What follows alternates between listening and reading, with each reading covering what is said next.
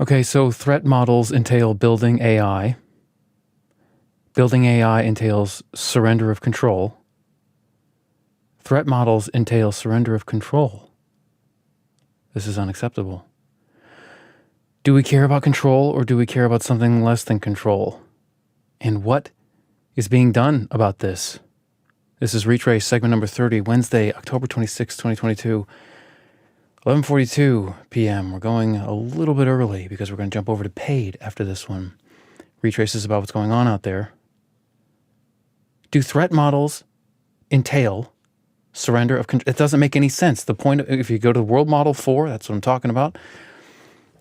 If the threat model is not supposed to lead to its own destruction, is the concern.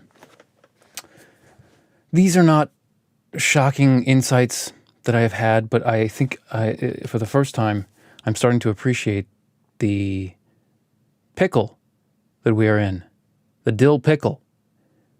If natural intelligence is threat modeling, or the essence of it is, as we've argued in World Model 4, World Model 5 is to follow this one on Retrace Paid.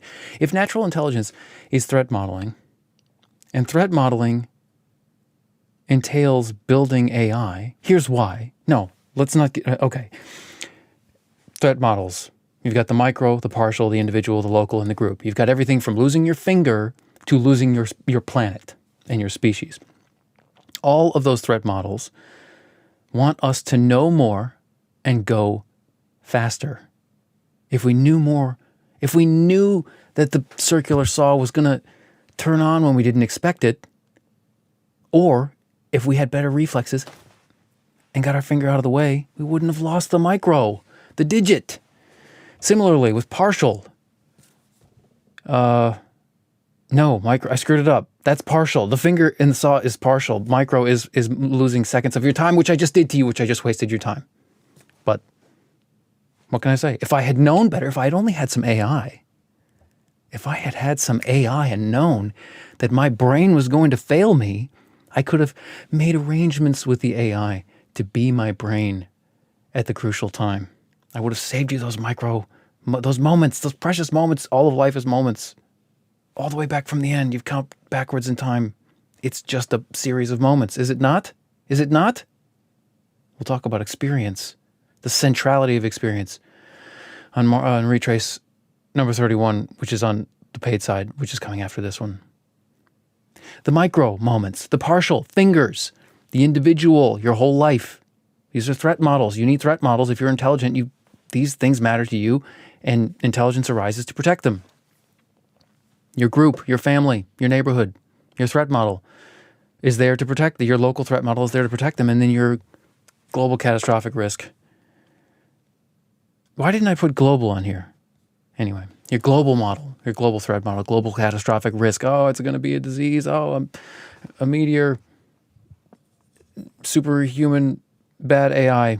That's all threat modeling in order to protect stuff that we care about. Okay. It seems like every one of those would benefit from some good AI, right? With good AI, we can know more and we can go faster. We can always imagine computers, and the ultimate computer is an artificial intelligence computer. That sounds like that's a weak phrase, artificial intelligence computer.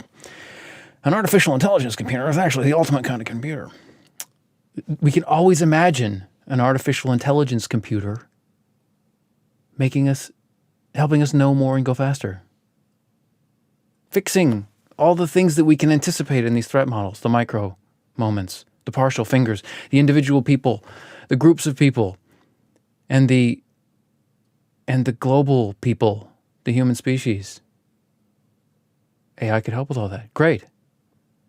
But this leads to the danger zone. I.J. Good, Irving John Good, who more or less kicked off the field of super intelligent consternation. He said this: the survival of man depends on the early construction of an ultra-intelligent machine. He gives that without argument at the beginning of his paper. I think it was published in 1965, but it was based on talks in the few years before that. We have to build this thing. The survival of man, that's the global catastrophic risk model that natural intelligence has constructed for us, yours and mine. The survival of man, the global catastrophic risk is whatever he was thinking of, probably nuclear weapons at the time, but it could be other things. Global catastrophic risks. It's a whole thick book. It's not just on artificial intelligence. In fact, it's not even mostly on artificial intelligence. We have to build an ultra-intelligent machine or we're not going to make it. That's what Irving John Good is saying. But that's not the point of his paper. That's just what he opens with. He puts it right in front of you and says, obviously, right? He's a mathematician. It's a postulate or it's a premise. He doesn't support it. I don't think he does. If he buried it in the math sections of that paper, that's his fault for me not knowing it. Not my fault. His fault. Not my fault. His fault. But it's not in any of the normal, non-mathematical, I'm just talking to a normal person parts of that paper. The survival of man depends on the early construction of an ultra-intelligent machine. And that's to say nothing of the human subgroup competition, i.e. the survival of my group depends on the earlier construction of an ultra-intelligent machine. This is race dynamics. Bostrom talks all about this, superintelligence. But the thing about superintelligence, we're going to get to this at the end, that wasn't the beginning. That was like the culmination of lots of thinking that's gone into this not even since Irving John Good, but it's von Neumann, according to Ullmann, was talking about singularity and beyond a technological singularity beyond which human life is going to have to, in its current form, is going to have to stop. And that was in the 50s. I mean, I think von Neumann died in 58 or something, and he was probably talking in the mid-50s to Ullmann, if we take his account at face value. Okay, fine. So threat modeling means the world, the things that we can anticipate going wrong seem to suggest we should build AI to save us. But building AI entails surrender of control. Haven't we established this? This is what John Good said. There would then, after you build the ultra-intelligent machine, the first one, there would then unquestionably be an intelligence explosion, and the intelligence of man would be left far behind. Thus, the first ultra-intelligent machine is the last invention that man need ever make, provided that the machine is docile enough to tell us how to keep it under control. Provided, why would it provide? Why would the world, nature, the universe, this machine provide that? Of course, I know he knows this, but it's like we can't act like this thing has a good chance of being our friend. Now, people are working on this. I mentioned Bostrom, Yudkowsky, Stuart Russell, one of the godfathers of modern artificial intelligence, wrote Human Compatible, and he said basically the way we got to do it is we got to build uncertainty about our preferences into these machines so that the machine is never going to be 100% sure that it's doing the right thing, so it doesn't 100% destroy everything because of paperclips is what it wants to build because somehow it got sure that it wanted to build paperclips, and it's going to destroy the world in favor of its constituent atoms for building paperclips. People are working on this, and they have been for a while. Human Compatible is a couple of years old. Bostrom's Superintelligence is 2014, and all the papers and work that led up to that are between like the 1960s, early 1960s, at least since Irving John Good, up to 2014. Lots of people working on this. But this ultra-intelligent machine, this superintelligence, that is sort of an eventuality of continuing to build AI and better and better and better and better. How do you keep it from becoming ultra-intelligent? How do you keep it from becoming,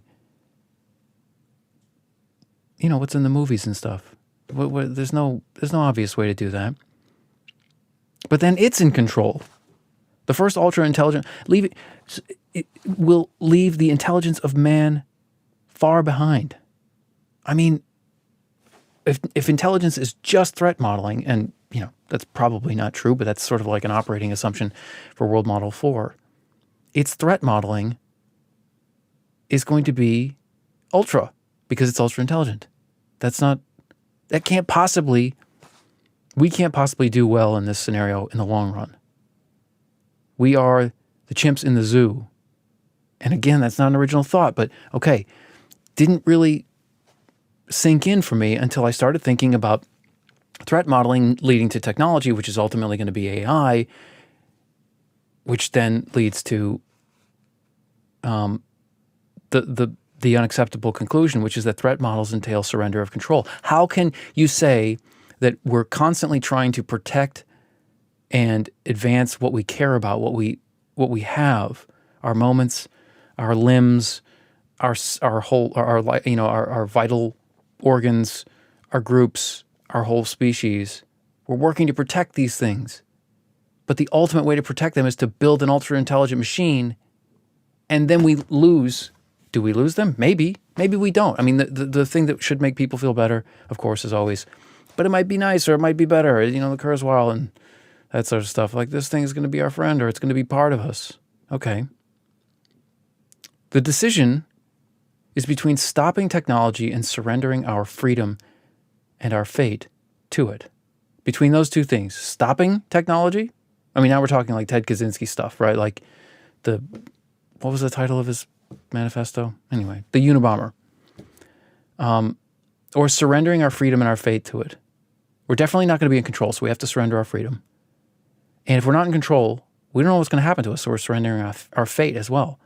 It's easy to accept that eventually humanity will end. We always think, oh, well, we're not going to, nothing lasts forever. But do you ever have that thought and think, might be during my time? Nothing lasts forever. Humanity's eventually going to go the way of the dodo just like everything else does. Maybe in 2026. No, you never add that last part. It never happens in your lifetime, except for the people who are worried about the, what's the subreddit? Collapse. Those people, they do. But everybody else sort of assumes it's not going to happen during their time. But what if it's set to happen during our time? Obviously, this is the concern amongst the superintelligence warriors. Do we accept this? Do we accept that there's some non-zero chance this could happen during our lifetimes? And by the way, why are we okay with it happening later? Like, okay, superintelligence is going to kick the crap out of us for sure. I mean, it's going to be an ass kicking like you've never seen.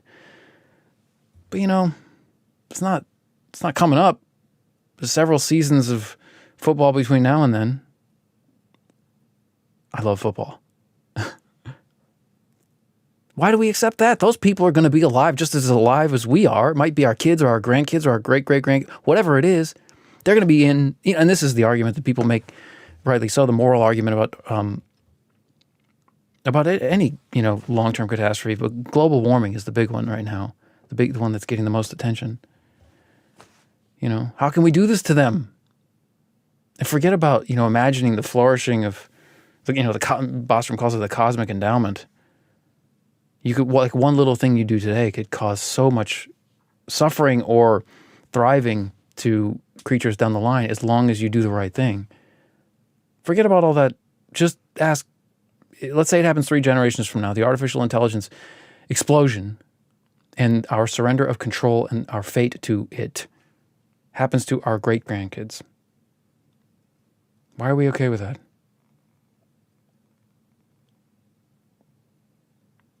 Do we care about control? We lose control. Do we care about that? I think we do. I don't think anybody, no matter how nice the zoo is going to be, I don't think anybody wants to be in that zoo. And the simulation argument, people who think we're already in the zoo, they're not happy about that. The Matrix. Nobody wants to be in that. Do they? Nah, man. What is it like out there? It might be crap, but at least you'll know, right? How can we choose without seeing the alternative? How can we choose whether to live in the zoo without seeing what the zoo looks like compared to where we already live? And what is being done about this? Is anybody doing anything?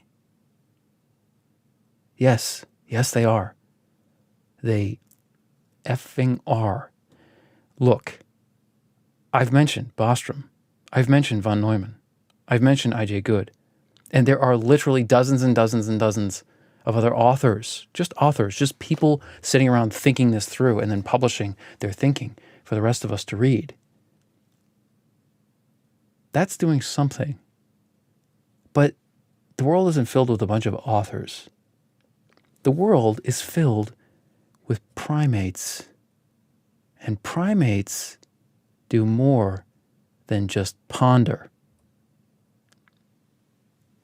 More than just ponder and more than just print.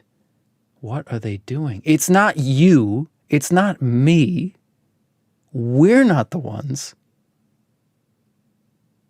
I don't know. Are you? I don't know. I don't know these people. I'm an outsider. Retrace is an outsider organization. We have the inside knowledge and inside track about nothing. But there are some advantages to that.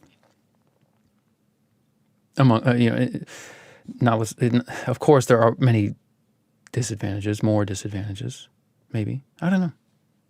You don't have to be an insider, but you have to know if you are one or not. What is being done? What is being done? It's like the global warming thing. They knew. The fossil fuel companies, scientists, politicians, they knew like way before we started getting onto it. And we didn't get onto it. We were told. James Hansen handed us this stuff in the 90s. And I don't know the timeline anymore. I don't think I ever did. I think I knew it after I watched one Frontline documentary. I had the timeline in my head for like 90 seconds. But that's what we're talking about here. They knew we were going to become Venus, or there was not that you can't predict the future, but there's a good chance we're going to become Venus if something doesn't intervene, if we keep filling it with Venus-y gas. Car farts and stuff, airplane farts. Pretty soon, the whole planet is going to be airplane farts, and it's going to get hot, right? That's the essence of it. I can't talk about this, but there's stuff that some people say has been being done about global warming, if not, it's not climate change, it's global warming. Stop politicizing the language. Is it politicizing? I think that is politicizing. There's stuff that, maybe has been going on about global warming and maybe amounted to nothing. The same sort of thing is probably happening. Let me back up. It is very easy to imagine that things are being done. Things are being done. Things are done. When people who have, I'm not going to say power, it's not just power by itself, it's certain kinds of power, certain kinds of positions. When they have them, they do things in response to information like this. What are they doing? What are they doing?